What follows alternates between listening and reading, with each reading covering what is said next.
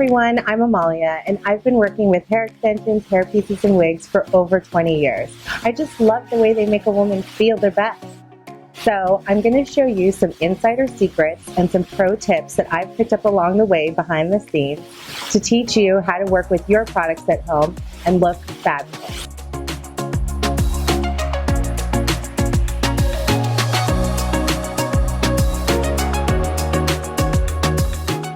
Hey ladies, I get a lot of people asking me what is the best way to wash your wig and take care of it and make sure that it lasts as long as possible.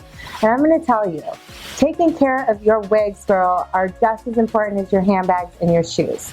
So here's some tips that I've picked up. When washing your hair, you want to use the best shampoos possible. So TressAllure has your back, okay? So what you're going to do is you're going to fill a basin of water.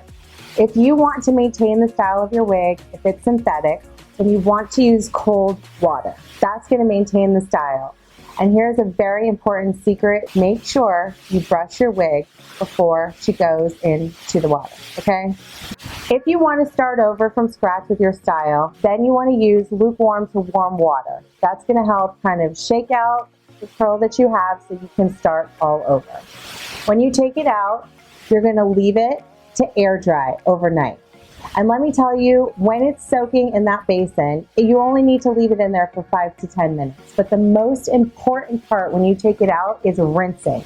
You want to rinse for at least 3 to 5 minutes, really getting out all that shampoo out of the lace, out of the hairline.